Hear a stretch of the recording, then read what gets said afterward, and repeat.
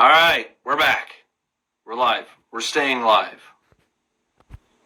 Technical difficulties are not allowing me to live directly to YouTube, so we'll figure it out.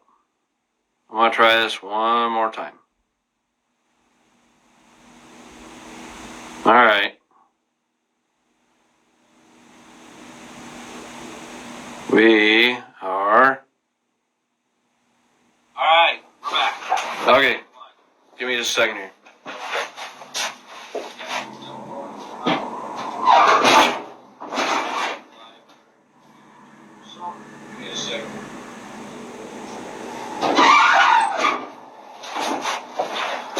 All right. Oh, well, how's everybody's week? I know mine is, it's a normal week. It's Monday, we're here, we're live. What are we talking about this week? Well, kind of had some suggestions. We're talking about suspension stuff, sway bars and control arms and newer stuff, older stuff, reuse what you got, don't reuse what you got. I got some technical info. Craig has cost-wise info. Yeah, we're gonna, as soon as Craig gets on here, we're waiting for him. He always takes forever. He must be, picking his nose or something. Takes forever. Maybe he's in the powder room, who knows. Hang on. There we go. He should be coming in here momentarily. Like I said, he's probably in the powder room doing his makeup. Looking pretty. Huh? Doing what I can, brother.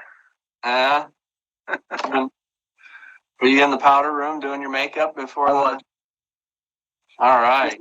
I was just combing my one eyebrow, making sure it was split in the middle. Yeah. A caterpillar. Yeah. See, I was getting my seat. Can't really see. I got a good picture up. At least a little mob logo going on, so we're good. Yeah. All right. Cool. So, how's Craig's weekend? I seen that you were doing some building this weekend. I was. Obviously not on my car, but Terry gave me so much inspiration last week when we were down there that I decided to get out the welder. And I'm a very good grinder. My welding skills have improved, but I did some good grinding with a kid, and it doubles as I'm going to do it in both my smokers, but we're adding a second rack that pulls out, so I can do twice as much meat on the same grill. And it also doubles as credit for his school project of welding. So we're doing good. I just can't find expanded metal, which you would think would be pretty easy without going, just go anywhere, but it's not. So trying to do it, and but it might not be Tri-5 related, but it is, because that is the shit that I learned from being on the page and watching other people do what they do, and especially watching Terry put that floor in today. And I would guarantee probably by tomorrow at this time that floor is completely welded in. Well, he was having some issues on the passenger side with the fitment. And Terry, I'm pretty sure you're out there watching. I haven't looked to see who's all watching. Don't let your frustration get to you, Terry. You just kind of got to look at it and see about what you might have to do to make it fit and make it work. Keep in mind that it's aftermarket. It's a lot of times aftermarket stuff is stamped out overseas by people who have never seen the car, never seen a 55 Chevy, let alone know what it looks like. The thing that you might have to do is you might have to bend and push the floor some. The other thing you got to keep in mind is that they made shims to put underneath of them floor braces to move the floor up and down in different places, and you may have a brace on the frame that is higher or lower, so you may end up, the other side of the car may need shims, once you get all said and done, shims to get the body level on the frame. It's just, that's all the things that you got to keep in mind and the thing of it is, these cars were never perfect from the factory. That's the number one key that I had to learn too, is nothing's perfect on these cars from the get-go. Right. As far as frames go, when we're straightening a frame, getting something, to where it needs to go or that kind of stuff, keep in mind that if you get within an eighth of an inch, that is actually better than the factory gets. Um, if you're cross measuring, from one corner to the other, um, if you're within an eighth of an inch, usually 9 out of 10, that is closer than what the factory gets them. So just keep that in mind, and don't think that you got to be exactly the same side to side, because the other thing you got to remember is you can't look at both sides of the car at the same time. So if one Right. side is a little bit different, nobody's ever going to know. My grandma hauled my dad out of the Chrysler dealership when my grandfather was trying to buy a Chrysler years ago, because he started, and he was like 8 or 9 years old. He was looking down the sides of the Mopars, and the best way he could describe it is the Mopars are kind of built like bananas, because one side would have nice wide gaps and the other side would have real tight narrow gaps. So you know it's they're imperfect. So Absolutely. So, but my suggestion, and you can correct me if I'm wrong because I only know from what I'm being learning on the page, but I said the front seam was cleaned up really nice, right up by the kick panel was really nice. I said put a few tacks in that. The back fit perfectly. Put a couple tacks in that. Go to the driver's side, which fit. Put a couple tacks. Put some weight in that other side because he says his car is straight. That floor should bend a little bit to come down, and then once the weight is down, clamp it, tack it, and roll with it. Yeah. I mean, and there was a suggestion on one of Terry's posts. Somebody had said a punch and flange tool from out at Harbor Freight. That will make putting your holes in for the spot welds. That will make it a lot easier, because you're going to be, by the time you're done, you're going to be tired of making holes. So just if you can, and the Harbor Freight tools are fairly cheap. Even if that is a $45 or $50 tool, it's a cheap tool, and it'll probably do all the holes that you want. Oh yeah, try 5 cup. It'll punch all the holes that you need. And all the holes will be about the right size for a spot weld anyways. So really, and like I said, you want to put those holes, I commented on your post, Terry, about 6 inches apart, all the way around. And that'll make, good structural strength, and you won't have to worry too much, and it'll give you the proper amount of holes for spot welds. So anyways, as always, I think he's a hero. I think he's doing great. I mean, I just remember when he started, and he can get down on himself. Granted, let's start a GoFundMe page for him. Everybody in the mob puts together $3, and we got him a brand new freaking phone. That's all I'm going to say, because it's reception on that phone for the talk. I'm not trying to make fun of him, but we got to get Terry a new phone. So, so we'll get him that. But I mean, I just said, I looked at that floor, and just from the shipping, or even leaning that panel up on the wall for a couple of weeks, that can get it to warp just a little bit, right? So tack it all the way around. Said, get the wife, sit her down in the seat, and let it go. Don't play with me like that. I almost stopped dead in my tracks. But he says thanks, but no. So, anyways, Dan, what are we talking tonight? So anyways, tonight we were talking kind of front suspension stuff, and let's see, sway bars and control arms. We'll touch a little bit on rear suspension, not a whole lot, but we'll kind of go from there. And maybe a little bit on front brakes, just some stuff that people don't realize happens when you buy when you do a disc brake conversion from disc drums to disc. And Craig kind of did some research this week looking, just kind of some pricing type stuff. And I did kind of some technical looking at stuff. So yes, I am kind of going to basically rehash some stuff that I found on the internet, which you can search up. I just searched in, do's and don'ts on, Tri 5 or 55 Chevy, disc brake conversions. There's one that, I kind of want to, and I don't want to use eBay as a bad thing, but a lot of us have gotten things off of eBay, and when we get it here, we're like, oh, that don't seem right, or seems wrong. This gentleman had a 210 Del Rey, and it already had a disc brake conversion on the front of it when he got it.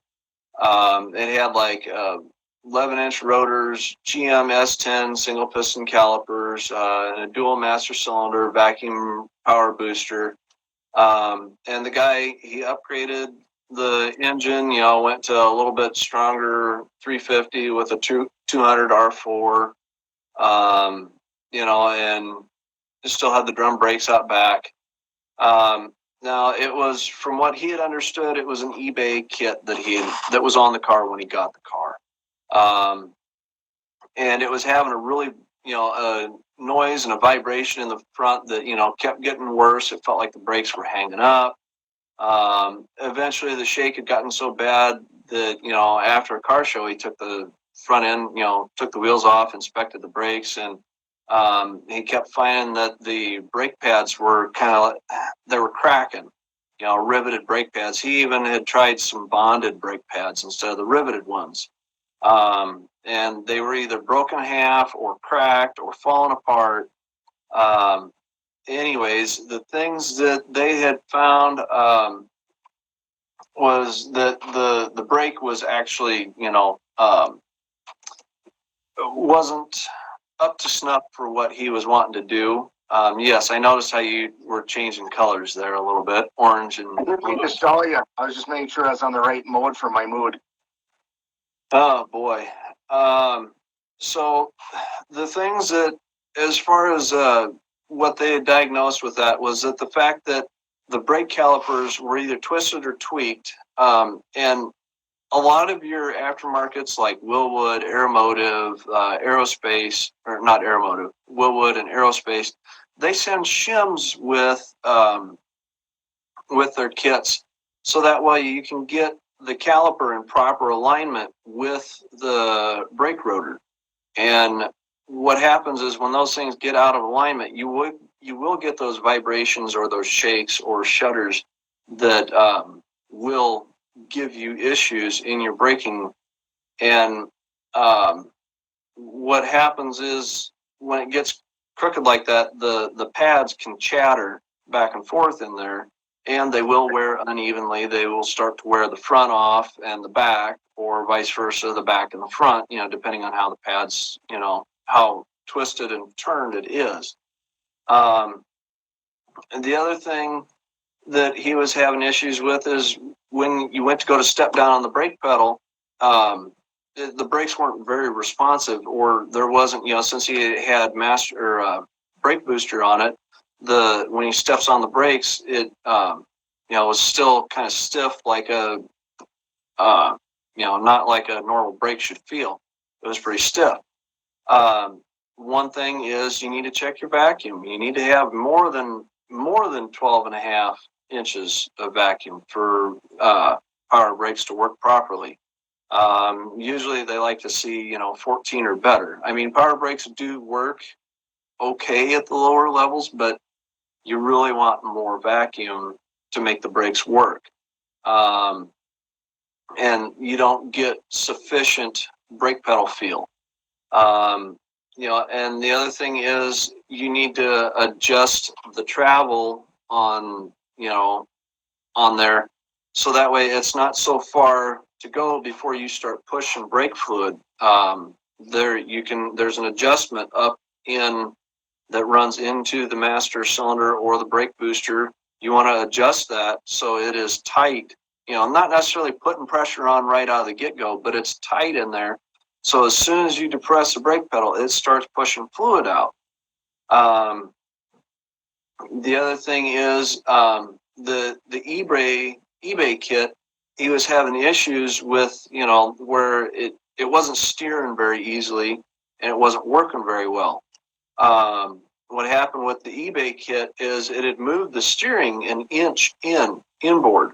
And I know like your Willwood and your Aeromotive or Aerospace, those are properly scienced out to where that's not going to happen. And actually, if I remember right, on my 55, it still uses a stock spindle and uses the stock arm to control the steering. So it didn't change the steering geometry any. The other thing is, you want to make sure that you get a good proportioning valve when you have disc brakes up front and drums in back. And also vice versa, if you have discs all the way around, you want a good proportioning valve. And what happens is when you don't have a good proportioning valve, you have poor balance. So you may have more brake to the front or not enough brake to the front where it's running the rear brakes harder than what it should. Gotcha. And let's see, the other thing is, look at the spindles and the knuckles. When you have the brake caliper out of alignment, that puts undue pressure and unwanted pressure and wear on the bearings. So it will chew up bearings along with chewing up the brake pads and ruining them. I mean, we would think that, we've got everything locked together and this is big, heavy, solid steel, that brake caliper isn't going to have that much effect on it, being crooked. It does have effect on it. It will, mess that stuff up and, cause issues and problems. So, the biggest thing is when you get the kits, and I'm not saying there's anything wrong with the eBay stuff, but check all the alignment stuff, make sure everything is straight and true, and that it's where you want it to be or where it needs to be. No hang-ups, no issues. Once you get it all put together and the lines bled, clamp the brakes together to where it's all, the system's all bled and where it needs to be. And then afterwards, spin the spindle, see if you hear it dragging it, if you hear it dragging, look and see, maybe I need to put a shim in the back and kick the back around, or maybe I need to put a shim in the front and kick the front around. Just depends all on, how you need to work it. No, I think when it comes to eBay, I was reading this comment here from Mike Schroeder. They say, he says everything on this car is eBay. I think as long as you kind of know what to look for, because there is crap on eBay that nobody should put on any car. But there is also, like he put on there's outlets. In fact, even one of the outlets for, obviously not suspension, but like Larry Miller sells a lot of his LNT reproduction stuff. He's got an eBay store set up, right? Yeah. And so eBay stuff's good. And I'm not saying it's all junk. No. I mean, if you know where it's coming from, then, my wife gets a lot of her toys from eBay. No, she likes swing sets and stuff for the kids. Daniel, keep your mind on focus here. I will do my best. All right. It's funny. My computer says we got 14 or 13 people. My phone only gets stuck on 7 people. Mine's on 13. My computer says 13. So that's my phone then. But it's good. I think Mike's right. I want to apologize to Mike. I don't want you to think that I'm saying all eBay is bad. Make sure what is being sold and, if it's good or not.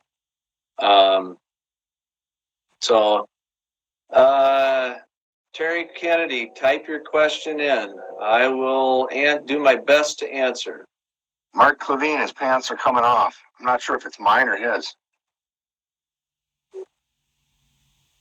No, Terry's right, because he just typed in there's some, he's got some items cheaper off of eBay from the same company, and that's absolutely right. Yeah. I've seen that. Yeah. And I've seen that where, okay, we're going to talk sway bars, and you can look on, it's $147 from Speedway, but if you go to the Speedway eBay, it's $10 cheaper with the same shipping. So I don't know why that makes sense. I think it's because it targets two different types of buyers, if that makes sense. Yeah. Yeah. And I guess what I should have said to begin with is, eBay, you got to make sure who or where you're getting it from is a good source. Yeah. So at least if you are buying it off of eBay, do your due diligence and make sure that it's not a China.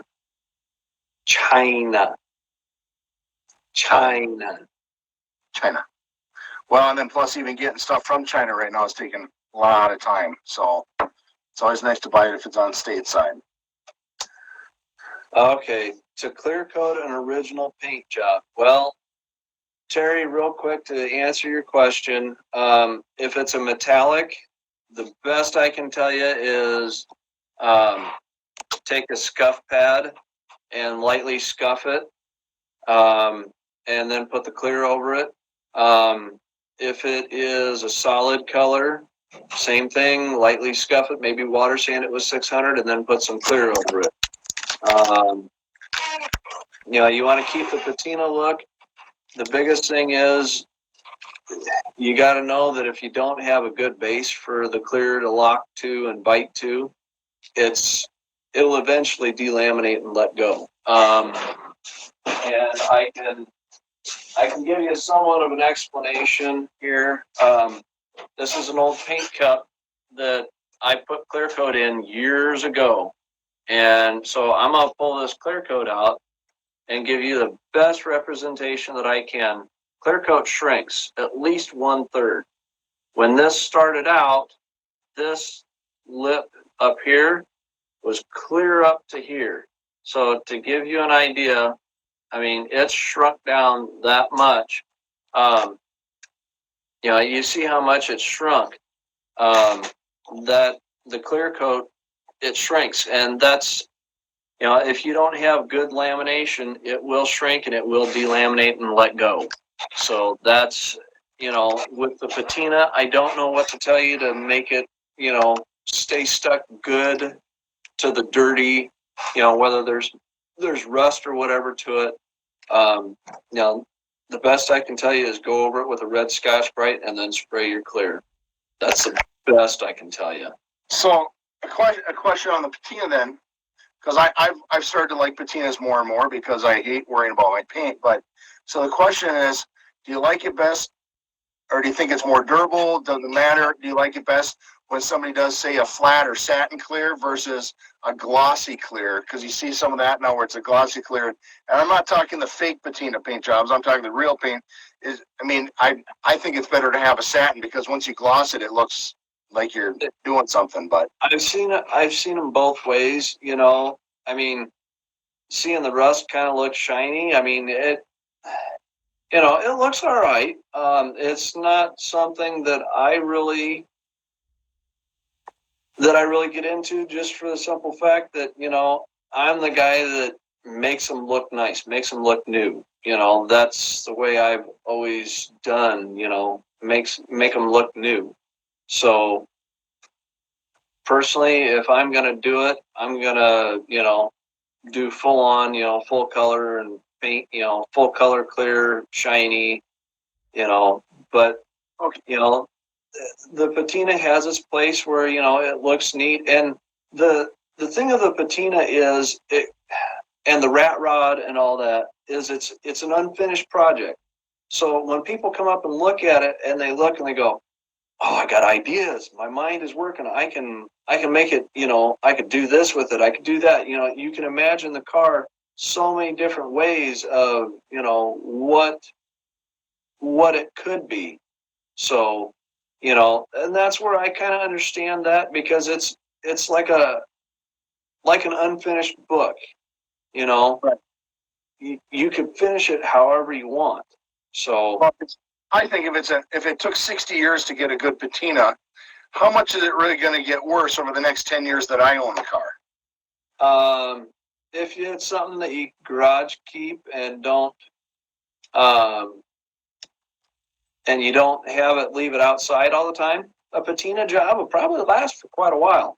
The only thing is, it's going to be dull and dingy, and I mean, one of the neatest trucks that I know of right now is a '58 Apache that a buddy of mine has. It's the 3-window cab, and he did the truck completely in bare metal. So, and he goes over it with an oil to protect the metal and everything, every I've so seen often. Mike just commented WD-40. I've seen guys do that. I also see guys do the boiled linseed oil, and they thin it down and rub it.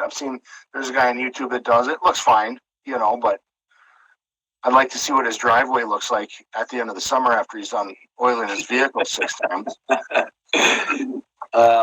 Yeah. So it is what it is. Yeah. Eric Feckler says I say that too much. It is what it is. He said that's my catchphrase. Yeah, but I think we all say it is what it is. So I want to clear something up too, because last week when I talked about going to Terry's house, it's something that I wanted to do.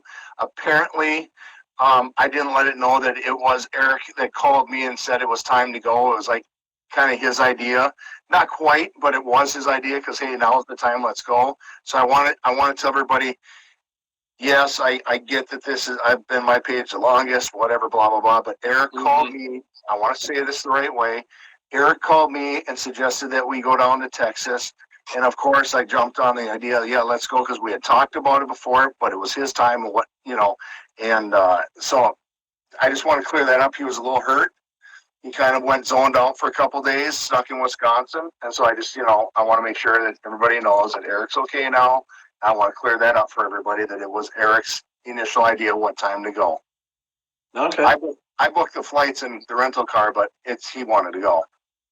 Okay. Yeah. So, and I did not get charged extra for the rubber I took off the tires. I checked my invoice. It came in the email this week, so I'm good. They probably didn't even check it. Right. What's up, Chris? See David Bacon also. It is what it is. Ain't what it was. Could have been what it used to be. That's absolutely it, Chris. That's a perfect saying right there. So I'll tell you what. Do you mind if we transition into a little bit of the sway bar talk? Sure. Let's talk about sway bars. Okay. So I'm going to start. I'm going to bring it to you. Then we'll come back to me for some price stuff. So obviously, one of the biggest suspension upgrades, bar none, on a Tri-5 Chevy is going to be a sway bar. If anybody's ever drove these cars, which we all have at this point, I drove mine before we had sway bars, and I can tell you changing lanes at 65 miles an hour on a freeway in the Twin Cities was not that much fun without a sway bar, especially when a wind from the north came up or whatever, because it pushed me across the road. Granted, that was with 30-year-old shocks and 60-year-old springs and stuff like that. So, I think, in my opinion, it's a much needed thing. If anybody's restoring a car, I think it's one of the first things that should be done for safety, because not only that, when you're ever in any kind of traffic and you do have to do some quick steering or anything, you're definitely not going to be diving at the front end. As most people know on here, I bought my chassis from a guy who had already started it and then basically completed the chassis, and so I didn't have to do much, and I've got a very expensive setup. However, I never understood how many different brands and styles and types of sway bars there are. So the first place I started to look, because what I want to do today is, I'm going to go through this real fast, is I looked at the price range. Now for a front sway bar, and I've got it here, the cheapest one I found was $142 from Speedway, and that's a 1-inch a 1-inch front sway bar for $142. The most expensive one that I found was from Ride Tech, called the Muscle Bar, which is 1.25 inches for $425.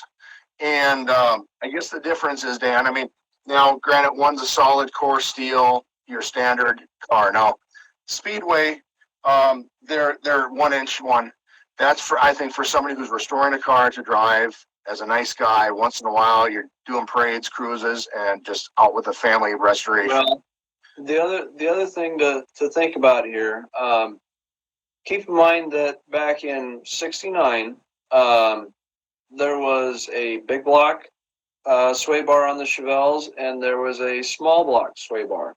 So it depends on what's in the car, if it's a big block or a small block. So if it's a big block, you're probably going to want to go with some of the bigger ones.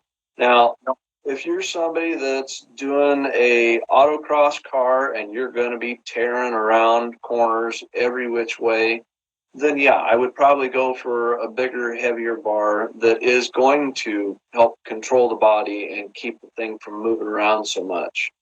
So, Right. When it comes to obviously any sway bar is going to help, but when we talk about purpose driven, you and I kind of touched on it earlier. We've got we're going to the cruisers.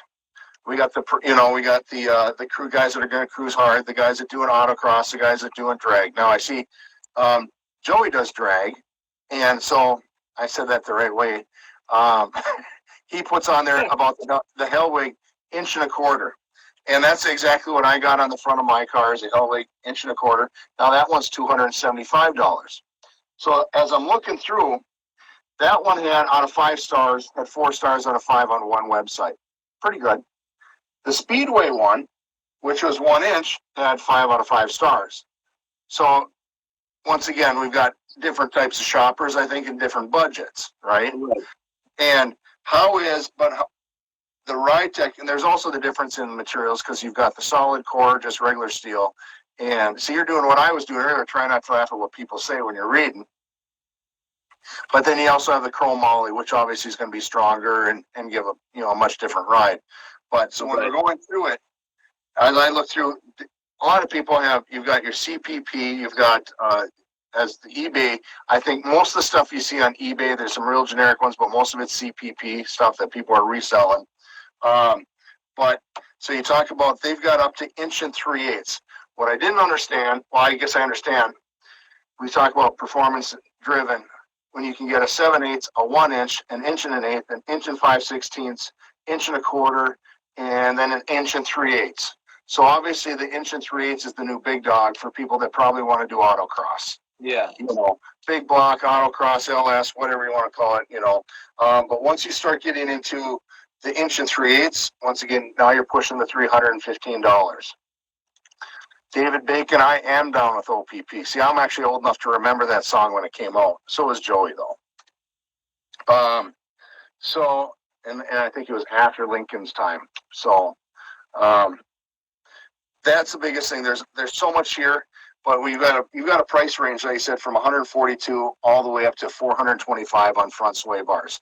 Now, I did see one earlier today, and CPP's got one. And I just want to grab this one here. This is called the high clearance, 1.25 inch diameter.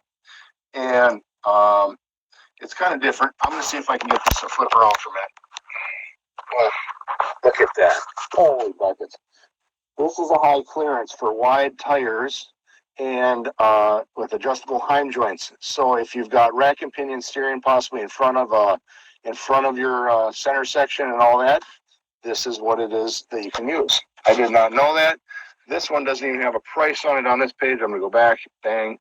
Hope it doesn't go to porn. There we go. Where the hell was it? Right there.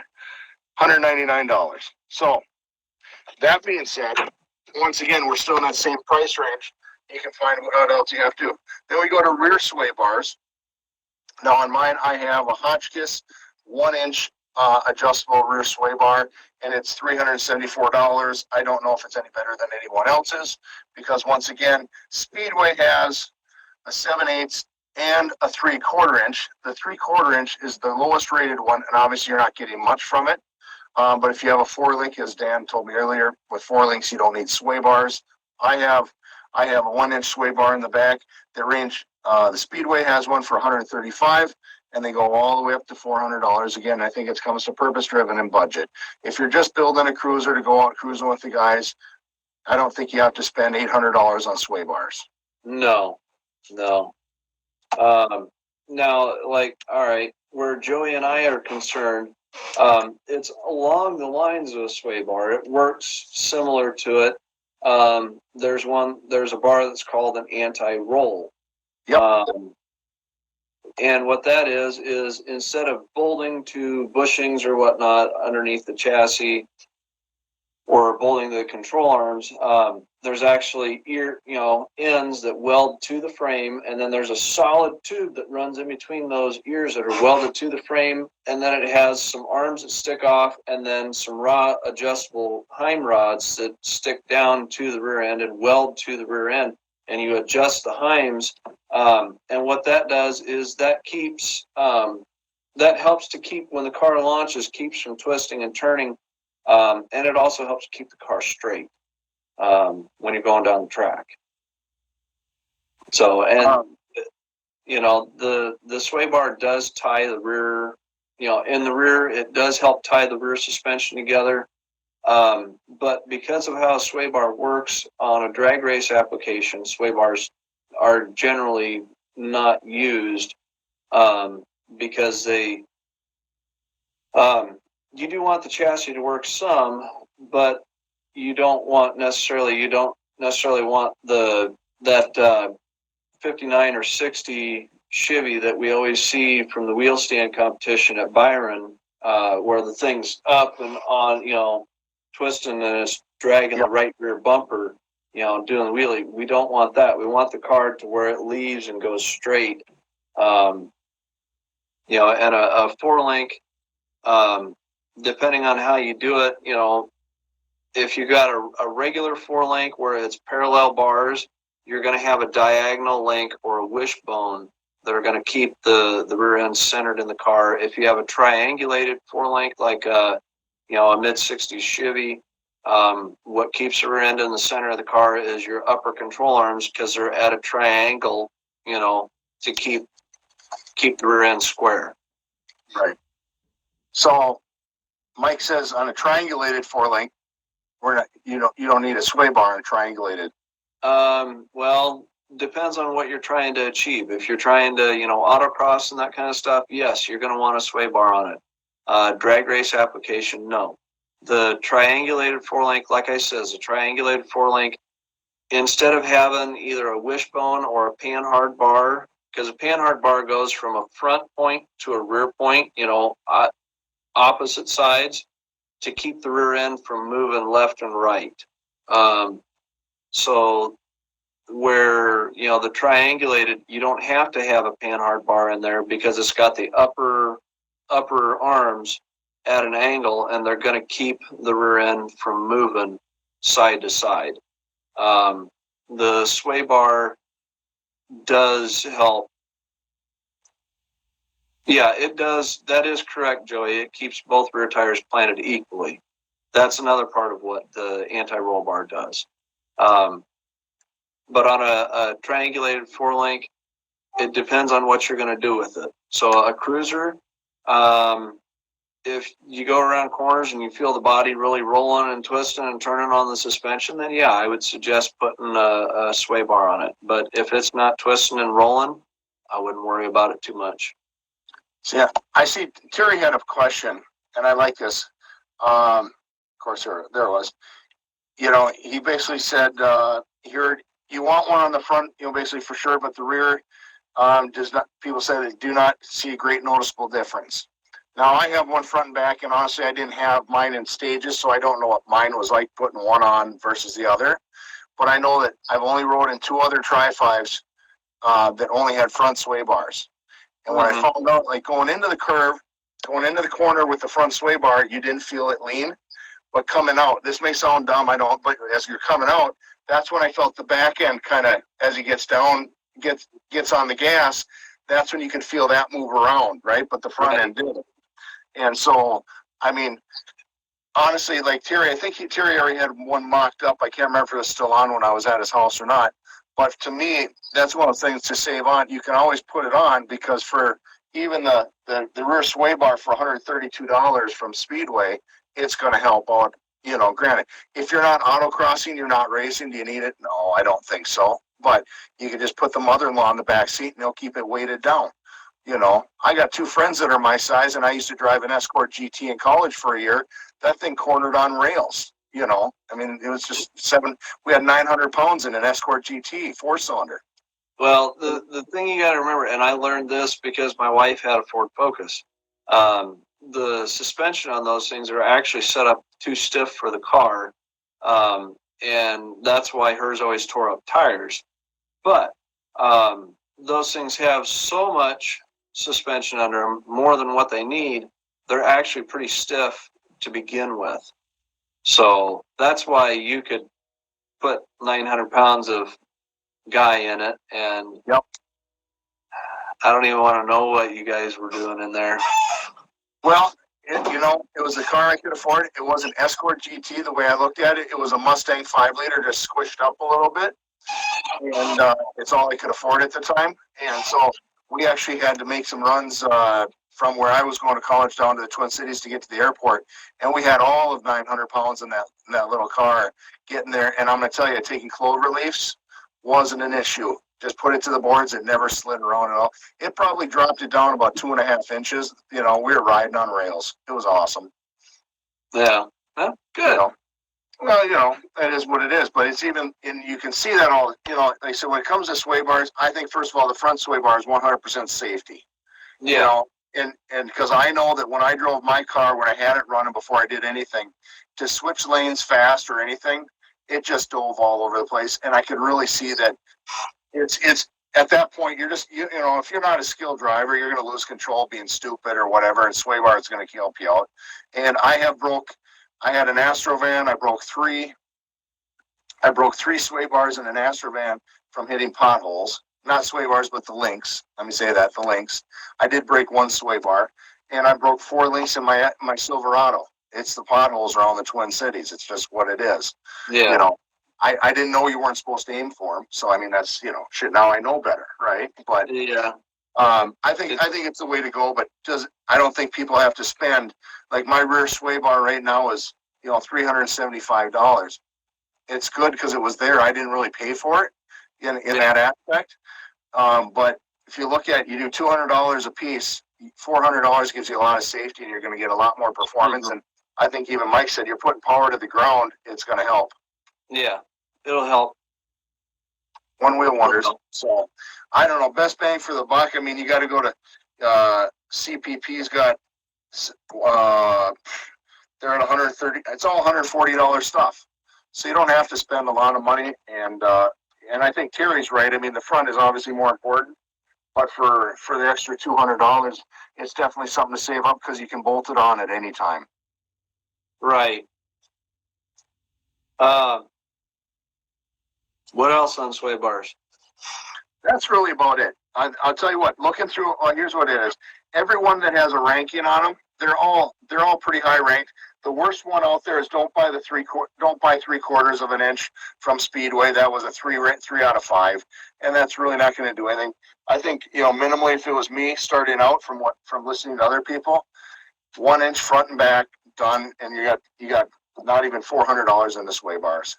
Mm-hmm. But like Brian Reese, I know he loves Ride Tech. He wants to get air ride at some point in his low riding car and everything. So if you want to spend $900 on 2 sway bars that do the same thing, go for it. Yeah. Okay. Hey. I think we'll kind of touch a little bit on like control arms and whatnot, and then we'll kind of call it for tonight. Front control arms. I looked up an article here. Now, do you want to use the stock control arms that you got with the cross shafts that you got? Do you want to use, some aftermarket control arms and, cross shafts? And I'm just saying, at this moment, I'm just saying stock reproductions. I guess I look at it in the instance that, if what you have is not tore up, not ruined, not chewed up, it's not wore like, your bushing failed, an old bushing failed, and before you got the car, the control arm had sat and rode on the cross shaft and, rode a big old gouge in it. I don't see any problem with reusing the cross shafts and the control arms that you got. If you don't like you think you need to put new ones in, then put new ones in. There are plenty of outlets out there that have, reproduction, stamped steel control arms, and with the cross shafts in them that are new, and they've got bushings in them and already. The thing I would look, make sure that you do is, look and make sure that it's not some cheap China, junk like cheap eBay Chinese junk.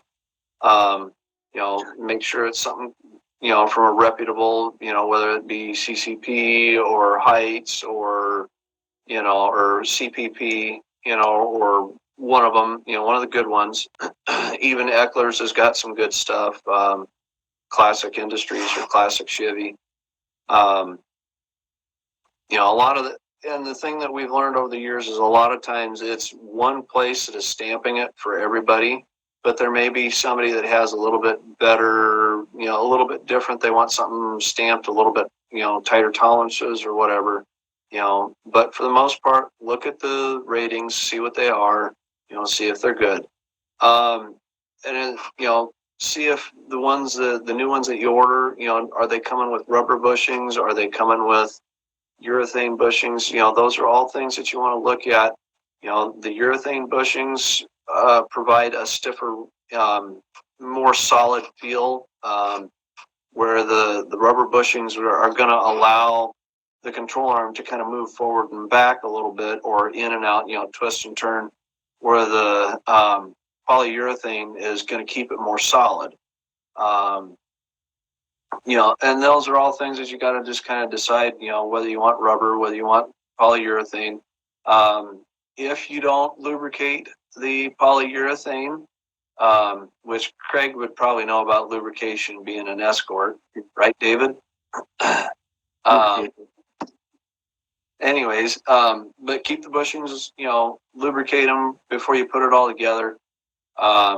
The only thing that I do have to say when you have urethane bushings is the driver's side front bolt on the top control arm. Watch that periodically from time to time, because there's 2 cars that I've worked on that had polyurethane bushings in, and the left upper control arm bolt backed out on those. And the way that we ended up solving that on those was that we either we Loctited the bolt in, or we Loctited it and then we drilled a hole through the bolt head and put a piece of safety wire to keep the bolt from backing out. So that being said, I'm not saying everybody's going to have that issue, but it's something to keep an eye on. Now, the next thing that I kind of wanted to touch on, do you need tubular control arms? It depends on what you're doing with the car. If you're just doing a, everyday driver, I wouldn't necessarily go with tubular control arms.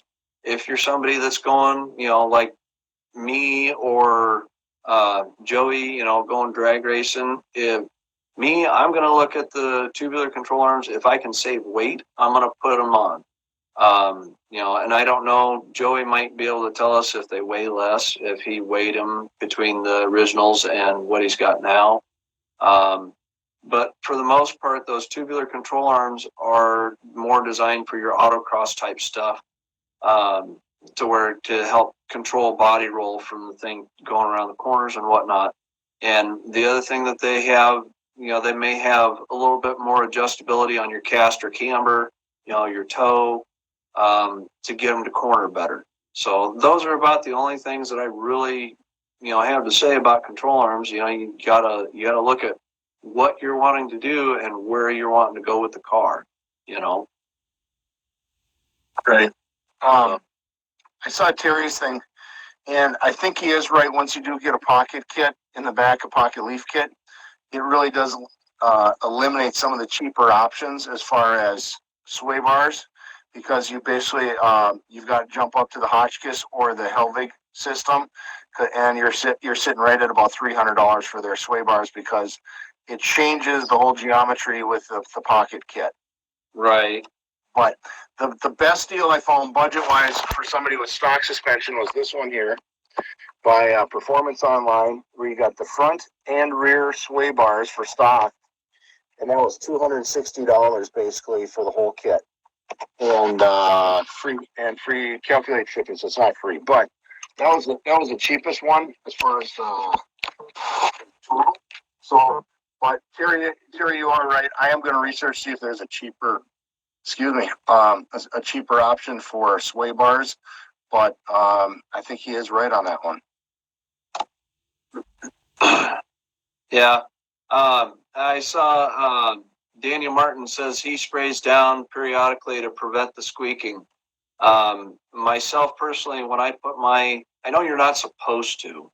I don't know why, but you're not supposed to use axle grease on polyurethane bushings. But I wanted mine to work as freely as possible so the front suspension would drop and, help throw the front end up for weight transfer on a race car.